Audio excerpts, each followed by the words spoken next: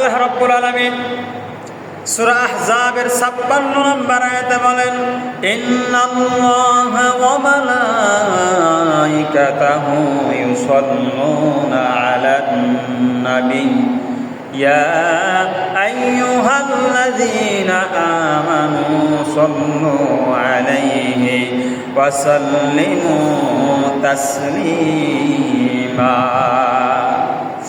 আল্লাহ রাব্বুল আলামিন বলেন, আমি আল্লাহ নিজে এবং আমার ফেরেশতারা নবীর উপর দরুদ পাঠ করে। আল্লাহ রাব্বুল আলামিন নবীর উপর দরুদ পাঠ করার অর্থ হলো আল্লাহ রাব্বুল আলামিন নবীর উপর রহমত নাজিল করেন, নবীর উপর রহমত নাজিল করেন। নবীকে আল্লাহ রাব্বুল আলামিন সম্মানিত করেছেন। নবীর নাম আজানেও আছে, কি বল আছে কি নাই? আবার নবীর নাম ইকামতের মধ্যে আছে, আবার নবীর নাম নামাজের ভিতরে আছে। দরুদ শরীফ যখন আমরা পড়ি, কি বলেন, নামাজের ভিতরে নবীর নাম আছে কি নাই? আছে। আল্লাহ রাব্বুল আলামিন নবীকে সম্মানিত করেছেন।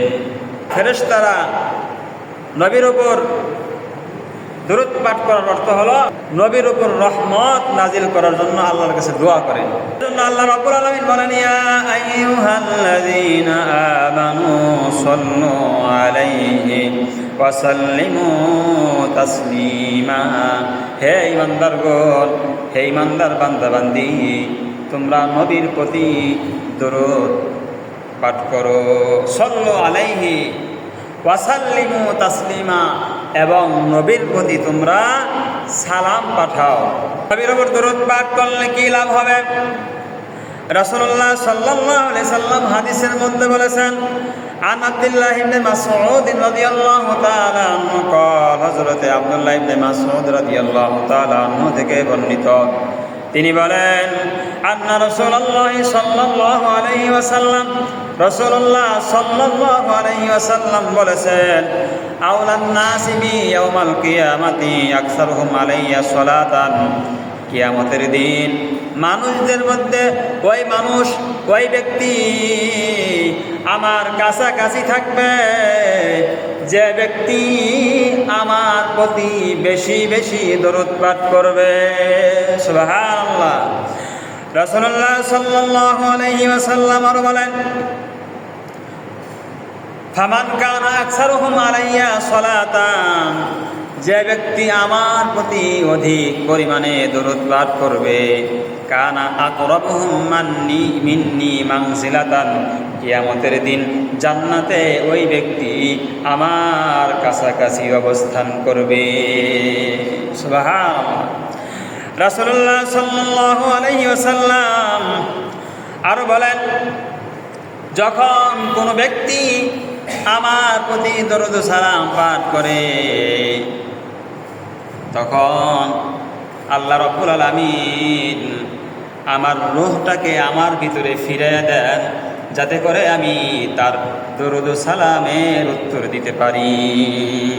সুবহানাল্লাহ। হাদিসের মধ্যে রাসূলুল্লাহ সাল্লাল্লাহু আলাইহি ওয়াসাল্লাম বলেছেন, আন আবি হুরায়রা রাদিয়াল্লাহু তাআলা আনহু قال, হযরতে আবু হুরায়রা রাদিয়াল্লাহু তাআলা আনহু থেকে বর্ণিত, তিনি বলেন, রাসূলুল্লাহ সাল্লাল্লাহু আলাইহি ওয়াসাল্লাম বলেছেন, আন্না রাসূলুল্লাহ সাল্লাল্লাহু আলাইহি ওয়াসাল্লাম قال, মা মিন আহাদিন ইউসাল্লিমু আলাইয়া ইল্লা রাদ্দাল্লাহু আলাইয়া রূহি আরুদ্দা আলাইহিস সালাম। কোন মুসলমান যখন, কোন ব্যক্তি যখন আমার প্রতি দরুদ সালাম পাঠ করে, আল্লাহ রাব্বুল আলামিন আমার ভিতরে আমার রূহটাকে ফিরাইয়া দেন, যাতে করে আমি তার দরুদ সালামের উত্তর দিতে পারি। সুবহানাল্লাহ। এখন এখানে প্রশ্ন হতে পারে যে নবীরা তো কবরে জীবিত, নবীরা কবরে কি জীবিত, তাহলে আল্লাহ রাসূল কেন বললেন আমার ভিতরে রূহ ফিরিয়ে দেওয়া হয় আর আমি তার দরুদ সালামের উত্তর দেই? এর দ্বারা উদ্দেশ্য হলো নবী যেন বিশেষ মনোযোগ দেন, বিশেষ মনোযোগ দেওয়ার জন্য এ কথা বলা হয়েছে যে নবীর কাছে তার রূহকে কি করে দেওয়া হয়, ফিরে দেওয়া হয়। বিষয়টা এমন না যে নবী কবরে মৃত আছে আর তার রূহটাকে ফিরে দেওয়া হয়, বিষয়টা এমন না। এখানে গুরুত্ব বোঝানো হয়েছে যখন কোনো ব্যক্তি নবীর প্রতি দরুদ সালাম পাঠ করে তার সম্মানার্থে আল্লাহ রব্বুল আলামিন যেন নবীর রূহকে নতুন করে যেন তাকে জীবিত করা হয় তার ওই দরুদ সালামের উত্তর দেওয়ার জন্য। সুবহানাল্লাহ।